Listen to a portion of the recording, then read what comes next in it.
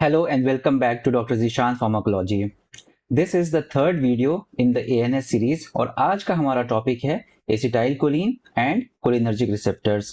Okay, तो पहला एक सवाल हम लोग का है कि कैसे एक मॉलिक्यूल डिफरेंट ऑर्गन्स में डिफरेंट इफेक्ट्स पैदा कर रहा है. वही मॉलिक्यूल हमारे सैलिवरी ग्लैंड्स पे जाता है और सैलिवेशन इंक्रीज करा रहा है, ठीक है. ब्लैडर पे जाता है और यूरिनेशन इंक्रीज करा देता है, ठीक. हमारे जो है जीआईटी पे जाता है तो मोटिलिटी बढ़ाता है, टोन बढ़ाता है, पेरिस्टाल्सिस बढ़ाता है, जिससे कि हमारा डिफिकेशन प्रोसेस भी इजी हो जाता है. आइस पे जब एक्ट करता है तो वहां पे कंस्ट्रिक्शन कराता है पिपिल का, जिसको मायोसिस कहते हैं. लेकिन जब स्केलेटल मसल्स की बात आती है तो वहां पे उसका कॉन्ट्रैक्शन कराता है, ठीक है. तो मॉलिक्यूल तो एक है एसिटाइलकोलिन, इफेक्ट्स डिफरेंट हैं. तो आज का ये वीडियो इसी बात का सवाल खोजता है, ठीक है.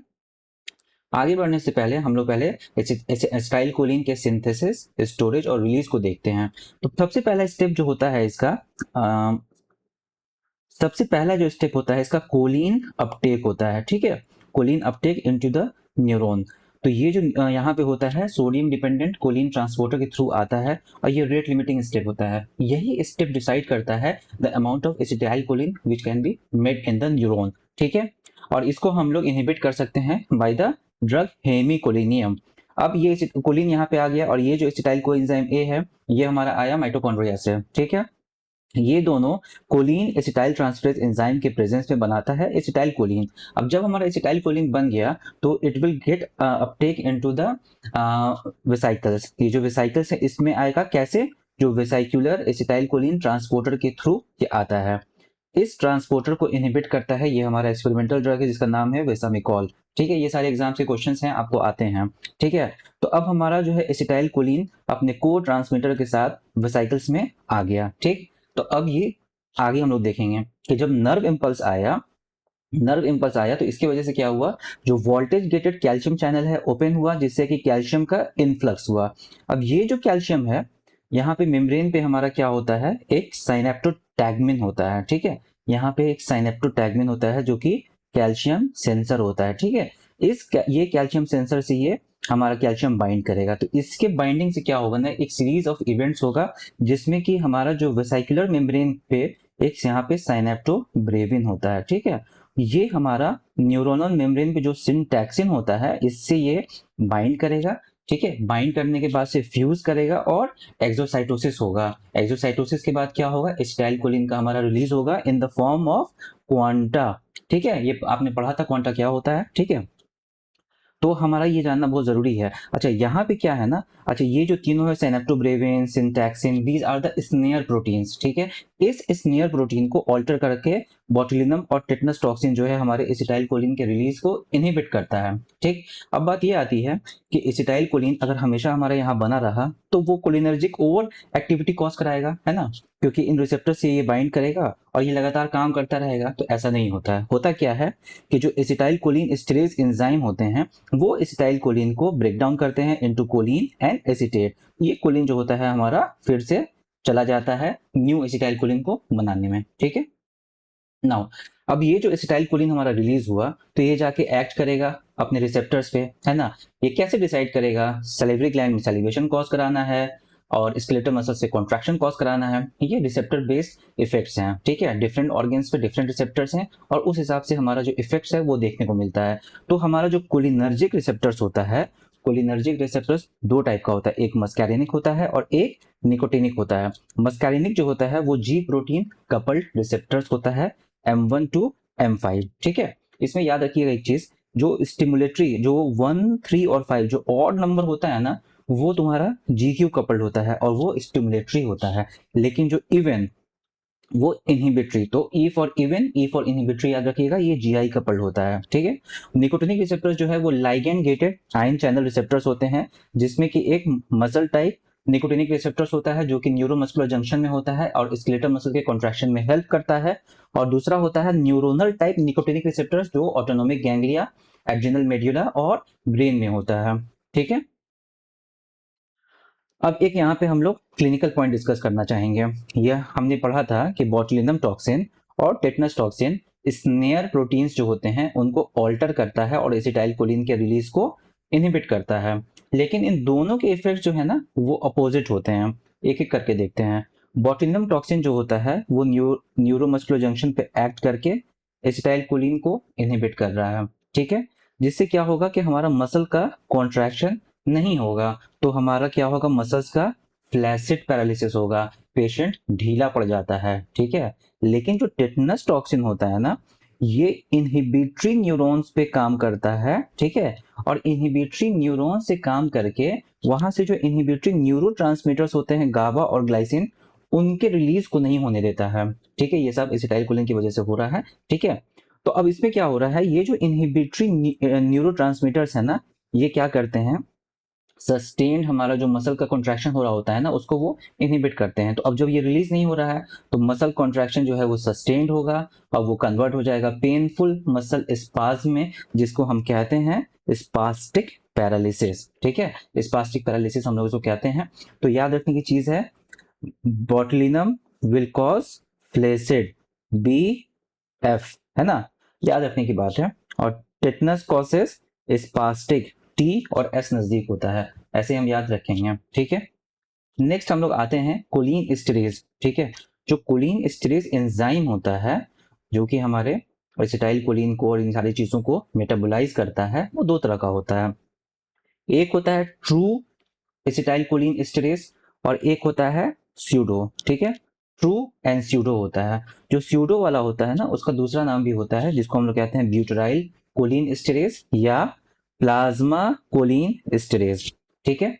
अब हम लोग ट्रू एसिटाइल कोलिन स्टेरेज पे आते हैं। ये हमारे साइनेप्टिक क्लेफ्ट में होता है और ये क्या करता है, हाइड्रोलाइज करता है एसिटाइल कोलिन को और मिथाकोलिन को थोड़ा कम करता है, ठीक है। ये जो स्यूडो कोलिन स्टेरेज होता है ये लीवर में बनता है और प्लाज्मा में आता है, और ये मेनली हाइड्रोलाइज करता है हमारे सक्सिनाइल कोलिन को, ब्यूटराइल कोलिन को एंड बेंजाइल कोलिन को। तो इसमें जो सक्सिनाइल कोलिन है ये हमारा स्केलेटल मसल रिलैक्सेंट है, डीपोलराइजिंग न्यूरोमस्कुलर ब्लॉकिंग एजेंट है, ठीक है। अब यहाँ एक क्लिनिकल क्वेश्चन है जो एनेस्थीसिया में काम आता है। अब किसी इंडिविजुअल में ये स्यूडोकोलिन स्टेरेज में अगर जेनेटिक वेरिएशन आया, ठीक है, ये वाला जो स्यूडोकोलिन स्टेरेज यहाँ हमने पढ़ा ये टिपिकल है, ठीक है, ये टिपिकल है। लेकिन अगर उस पेशेंट में एटिपिकल स्यूडोकोलिन स्टेरेज आएगा तो वो क्या होगा ना, सक्सिनाइल कोलिन का हाइड्रोलिसिस ठीक से नहीं हो पाएगा। और चूंकि succinylcholine skeletal muscle relaxant है और वो बना रहेगा हमारा कॉन्सेंट्रेशन ज्यादा, तो वो क्या करेगा, हमारे रेस्पिरेटरी मसल्स को पैरालाइज करेगा, जिससे कि प्रोलॉन्ग्ड एपनिया होगा, ठीक है। तो ये एक चीज है जो देखने को मिलती है हमको एनेस्थीसिया में। तो अब हम बात करेंगे M1, M2 और M3 रिसेप्टर्स के एक्शंस पे, स्टार्टिंग फ्रॉम M1, ठीक है। M1 को हमको याद रखना है माइंड और मील, माइंड एंड मील, ठीक है। तो हम पहले इस पे बात करेंगे। जो हमारा सिफेलिक और गैस्ट्रिक फेज जो होता है उसमें क्या होता है कि हमारा एसिटाइल कोलिन एक्ट किया इंटेरोक्रोमेफिन लाइक सेल्स में, जिससे कि हमारा हिस्टामिन का रिलीज होगा। अब ये हिस्टामिन बाइंड करेगा गैस्ट्रिक पैराइटल सेल्स पे जो H2 रिसेप्टर्स है उनसे, और जिसकी वजह से हमारा जो प्रोटोन पंप है हाइड्रोजन पोटेशियम ATPase उसकी एक्टिविटी इंक्रीज होगी और गैस्ट्रिक एसिड सिक्रेशन जिससे हमारा इंक्रीज होगा, ठीक है।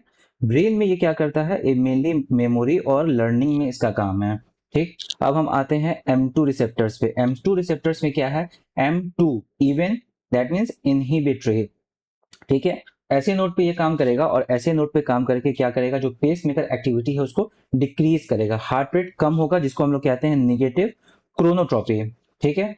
एट्रियम पे ये काम करेगा और क्या करेगा, जो फोर्स ऑफ कॉन्ट्रैक्शन है उसको कम करेगा, ये कहलाता है नेगेटिव आइनोट्रॉपी।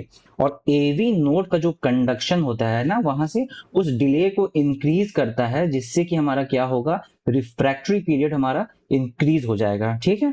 वेंट्रिकल से मिनिमम पैरासिम्पैथेटिक इनर्वेशन होता है तो वहां ज्यादा इफेक्ट नहीं है। अब सीएनएस पे इसका इफेक्ट देखें, देखो ये सीएनएस पे जो इफेक्ट है ये एक्सेसिव ऑफ मतलब एसिटाइल कोलिन से होता है। क्या होगा, ट्रेमर्स होगा, एक्साइटेशन होगा और सीजर्स होगा। M2 हमारा जो होता है वो प्री साइनेप्टिकली भी प्रेजेंट रहता है in the form of auto receptors. अब मान लो कि एसिटाइल कोलिन बहुत ज्यादा है, ठीक, तो कुछ एसिटाइल कोलिन डिफ्यूज बैक करेगा और जाके इस M2 ऑटो रिसेप्टर से बाइंड करेगा, और ये फिर इसके बाइंडिंग से क्या होगा कि जो फर्दर एसिटाइल कोलिन का रिलीज है वो हमारा इनहिबिट करेगा, ठीक है। Now coming to the actions of M3 receptors, ठीक है। तो M3 के साथ 3S याद रखना है, M3 के साथ हमको 3S याद रखना है, ठीक है। एक S जो होता है वो होता है सिक्रीशंस, ये सिक्रीशंस को बढ़ाता है, ठीक है, जैसे कि सैलिवेशन, लैक्रिमेशन, स्वेटिंग, ठीक है, ये और जो ग्लैंड्स हैं उनकी भी सिक्रीशन को ये बढ़ाता है, ठीक है। दूसरा S होता है हमारा स्फिंक्टर्स। स्फिंक्टर्स जो होता है ना वो याद रखिएगा, उसको रिलैक्सेशन कराता है, ठीक। और तीसरा होता है स्मूथ मसल्स, उसका ये कॉन्ट्रैक्शन कराता है। ये बात याद रखने की इंपॉर्टेंट चीज है। अब हम लोग एक एक करके हम लोग देखते हैं आईज पे क्या होता है। एक हम लोग डायग्राम पे चलते हैं, वहां मैंने आईज को समझाया है, ठीक है। आईज में क्या होता है, ये है हमारा, लेट मी, हाँ, ये है हमारा सर्कुलर मसल ऑफ आइरिस, जिसको हम कहते हैं स्फिंक्टर प्यूपिली। इस पे हमारा M3 रिसेप्टर्स होता है, ठीक। और ये जो है जो स्पोक लाइक है, जो साइकिल का जो चक्का होता है जिसपे स्पोक होता है उसके जैसा है, ये हमारा है रेडियल मसल्स, ठीक है। आइरिस का रेडियल मसल्स है जो कहलाता है डायलेटर प्यूपिली। इस पे अल्फा 1 रिसेप्टर्स होते हैं। तो अब क्या होता है, जब एसिटाइल कोलिन इस M3 से बाइंड करेगा तो ये हमारे सर्कुलर मसल्स कॉन्ट्रैक्ट करेंगे, ठीक, और मायोसिस होगा, ठीक है। और कंपैरिजन के लिए हम यहाँ देखें कि अगर नॉरएपिनेफ्रिन हमारा अल्फा 1 पे काम करता है तो ये रेडियल मसल्स कॉन्ट्रैक्ट होंगे, और इन रेडियल मसल्स के कॉन्ट्रैक्शन की वजह से क्या होगा, प्यूपिल साइज बड़ा होगा, जिसको हम लोग कहते हैं मिड्रियासिस, ठीक। दूसरी चीज हम लोग देख लें इसी के साथ कि अब क्या होता है, सीलियरी मसल पे भी हमारा M3 रिसेप्टर्स होता है, ठीक। तो देखो, जब एसिटाइलकोलिन नहीं है फॉर एग्जांपल, तो वहां पे क्या होगा, सीलियरी मसल्स हमारा रिलैक्स स्टेट में होगा। तो अब ये जो भी रिलैक्स्ड है ना, तो यहाँ क्या होता है कि ये जो जोन्यूलर फाइबर्स होते हैं ना, ये टेंस्ड रहते हैं, और ये जोन्यूलर फाइबर्स जो दोनों तरफ से हमारा क्या कर रहे हैं कि हमारे लेंस को पकड़े हुए हैं। तो जोन्यूलर फाइबर्स क्या कर रहा है, हमारे लेंस को खींच रहा है, ठीक है। तो लेंस हमारा जो है लेस कन्वेक्स है। तो लेस कन्वेक्स की वजह से क्या होगा कि लाइट को ये कम बेंड करेगा, और चूंकि ये लाइट को कम बेंड करेगा, इससे होगा ये कि हमारा आईज जो है ना, that will be accommodated for far vision, for distance vision, ठीक है। अब हम लोग देखते हैं जब एसिटाइल कोलिन आया और इस पे जो M3 रिसेप्टर्स है उस पे काम किया, तो ये जो सीलियरी मसल्स है देखो इसका कॉन्ट्रैक्शन हो गया। अब इसके कॉन्ट्रैक्शन से क्या हुआ, ये जो जोन्युलर फाइबर्स थे जो टेंस थे ना, वो अब रिलैक्स्ड हो गए। अब इनके रिलैक्सेशन से क्या हुआ ना कि ये जो हमारा लेंस था वो ज्यादा कन्वेक्स हो गया। तो अब जब दूर से कोई लाइट आ रही है तो वो जल्दी बेंड करेगा, है ना, फिजिक्स में हमने पढ़ा है। तो अब ये जो दूर से लाइट आएगी तो जल्दी बेंड करेगा, लेकिन जो नजदीक से लाइट आएगी वो हमारे रेटिना पे आ जाएगी। तो यहाँ पे हमारा आईज एकोमोडेट हो जाएगा फॉर नियर विजन, है ना। इसको हम क्या कहते हैं कि एकोमोडेशन हम लोग इसको कहते हैं, ठीक है। इस केस में हमारा फोकस जो है वो डिस्टेंट ऑब्जेक्ट्स पे रहेगा, और यहाँ पे हमारा आईज अडेप्ट हो जाएगा फॉर नियर विजन। ये एक इंपॉर्टेंट चीज भी है, जब हम लोग बुक पढ़ते हैं या मोबाइल चलाते हैं तो उस वक्त अगर हमारा आईज एकोमोडेट नहीं होगा तो हमारे बुक्स पे लिखे हुए वर्ड्स और मोबाइल पे जो भी वर्ड्स हैं वो हम नहीं पढ़ पाएंगे, ठीक। इसके अलावा ये एक्वियस ह्यूमर का ड्रेनेज को भी बढ़ाता है। कैसे, देखो वही सिलियरी मसल्स है, अगर वो रिलैक्स स्टेट में रहता है तो क्या होता है ना, ये जो स्क्लेरल स्पर है और ये ट्रेविकुलर मेशवर्क है ना, ये बहुत क्लोज क्लोज अरेंज रहता है, ठीक है, जिससे कि जो पोर्स है ना, ये जो पोर्स है एक्वियस आउटफ्लो का, ये पोर्स जो है नैरो हो जाता है, जिससे कि एक्वियस आउटफ्लो कम होता है। लेकिन एसिटाइल कोलिन जब आया तो सिलियरी मसल्स यहाँ कॉन्ट्रैक्ट हुआ। अब इस सिलियरी मसल्स के कॉन्ट्रैक्शन से क्या हुआ कि ये हमारा ट्रेविकुलर मेशवर्क जो है वो ओपन हुआ। इसके ओपन होने से हमारा जो आउटफ्लो था ना, वो आउटफ्लो इंक्रीज किया और इंट्रा ऑक्यूलर प्रेशर डिक्रीज किया, ठीक है। चलो ये बाद में देखते हैं। अब हम लोग वापस आते हैं इस पे। तो हमने देख लिया मायोसिस कॉज करा रहा है, एकोमोडेशन फॉर नियर विजन करा रहा है, इंट्रा ऑक्यूलर प्रेशर डिक्रीज करा रहा है, और जब हम जानते हैं कि ये सिक्रीशंस को इंक्रीज कराएगा, ठीक। अब हम लोग बात करते हैं GIT की। तो हमने क्या कहा था कि स्मूथ मसल का कॉन्ट्रैक्शन कराता है, ठीक। तो इससे क्या होगा, टोन और पेरिस्टालसिस इंक्रीज होगा। एक्सोक्राइन ग्लैंड्स का भी सिक्रीशन इंक्रीज कराता है, ठीक है। और ये जो पेराइटल सेल्स है इससे भी हाइड्रोक्लोरिक एसिड जो गैस्ट्रिक एसिड है सिक्रीशन बढ़ा रहा है। याद रखिएगा, उधर से M1 भी बढ़ा रहा है, इधर से M3 भी बढ़ा रहा है। M1 जो बढ़ा रहा है वो इनडायरेक्ट है, वो हिस्टामिन के जरिए बढ़ा रहा है, और M3 जो है वो डायरेक्ट है, ठीक है, इसको याद रखना है। और ये जो स्फिंक्टर्स हैं, जो लोअर एसोफेजियल स्फिंक्टर है, पाइलोरिक स्फिंक्टर है, ये सब रिलैक्स होता है। ठीक है, और ये जो रिलैक्सेशन है ना, ये एक्चुअली जो है इसमें non adrenergic, non cholinergic neurons की वजह से होते हैं, जो हमने पढ़ा था ANS2 में पढ़ा था। ठीक, तो वहां से क्या है, नाइट्रिक ऑक्साइड और वैसो एक्टिव इंटेस्टाइनल पेप्टाइड जो हैं वो आते हैं, ये सब एसिटाइल कोलिन रिलीज कराता है। इसका एक मैकेनिज्म है, वो अभी समझाना जरूरी नहीं है, बस इतना जानिएगा, एसिटाइल कोलिन जब वेगल स्टिमुलेशन होगा तो हमारे स्फिंक्टर्स रिलैक्स होंगे। ये फायदा इसलिए होता है कि जब हम खाना खा रहे होते हैं तो खाना आगे की तरफ मूव करता रहे। ठीक है, अब हम जब ब्लैडर पे आते हैं तो ब्लैडर पे क्या होता है ना, तो यहाँ पे अब हम लोग फिगर देखते हैं ब्लैडर का। ठीक है, देखो ब्लैडर में क्या होता है, ये जो डिट्रूसर है इस पे हमारा रहता है M3।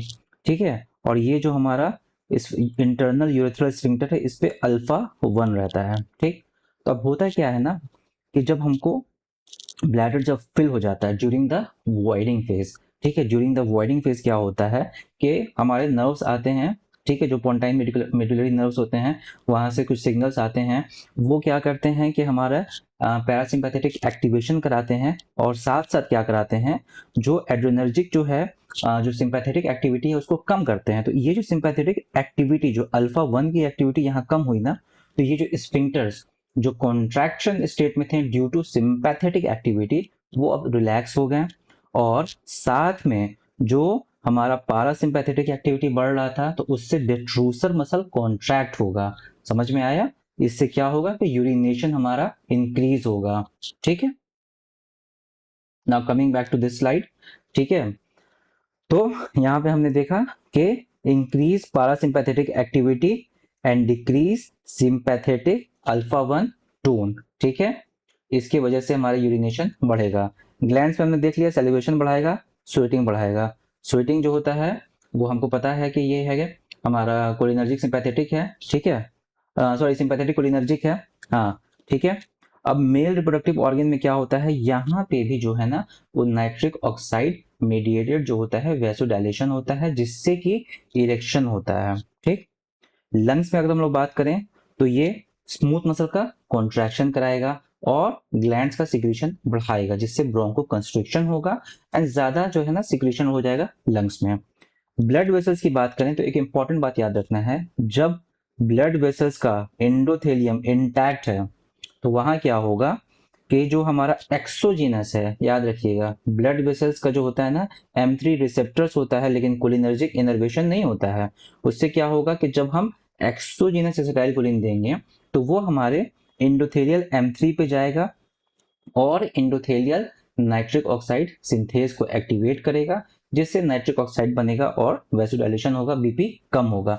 बट इंपॉर्टेंट क्वेश्चन, जब हमारा एंडोथेलियम डैमेज है तो वहां पे अब क्या होगा कि अब हम अगर एसिटाइल कोलिन दे रहे हैं तो वो vascular smooth muscle cells, blood vessels के वैस्कुलर स्मूथ मसल सेल्स से जाके बाइंड करेगा और उसका कॉन्ट्रैक्शन कराएगा, जिससे कि वैसो कंस्ट्रिक्शन होगा। ठीक है, चलिए आगे बढ़ते हैं। अब हम लोग बात करेंगे निकोटिनिक रिसेप्टर के एक्शन से। जैसा हमने पढ़ा था, ये हमारा कहाँ कहाँ होता है, ऑटोनोमिक गैंग्लिया में होता है, ठीक है, एड्रिनल मेड्यूला में होता है, CNS में होता है और न्यूरोमस्कुलर जंक्शन में होता है। तो ऑटोनोमिक गैंग्लिया जो सिंपैथेटिक और पैरासिम्पैथेटिक दोनों का जो ऑटोनोमिक गैंग्लिया है उसको ये एक्टिवेट करता है और दोनों के जो है इम्पल्सेस को कैरी फॉरवर्ड करता है। सिंपैथेटिक एक्टिविटी से ज्यादा नॉरएपिनेफ्रिन रिलीज होगा, पारासिम्पैथेटिक एक्टिविटी से ज्यादा एसिटाइलकोलिन रिलीज होगा। ठीक है, और एड्रिनल मेड्यूला में क्या होगा, एड्रिनल मेड्यूला में जाके ये क्या करता है हमारा उसके जो स्टिमुलेशन से ज्यादा कैटेकोलामाइन का रिलीज होता है, और CNS में ये क्या कराएगा, अगर एक्साइटेशन से जो है वो कन्वर्जेंस कॉज कराता है। न्यूरोमस्कुलर जंक्शन में हमने देख लिया कि ये जो न्यूरोमस्कुलर जंक्शन पे मस्कुलर टाइप जो मसल टाइप हमारा निकोटिनिक रिसेप्टर्स होते हैं उससे इंक्रीज मसल कॉन्ट्रैक्शन कराएगा, लेकिन अगर ये चीज सस्टेन्ड हो गया तो इट विल कन्वर्ट इनटू फैसिकुलेशंस। ठीक है, तो इस तरीके से एसिटाइल कोलिन अपने फंक्शंस को एग्जीक्यूट करता है। न्यूरोट्रांसमीटर तो एक ही है, रिसेप्टर्स दो हैं, और उसकी वजह से उसके एक्शंस और उसके फंक्शंस बदल जाते हैं। ये एक इंपॉर्टेंट चीज है। तो आज के लिए बस इतना ही। For more pharmacology lectures, subscribe to Dr. Zishan Pharmacology. Thank you.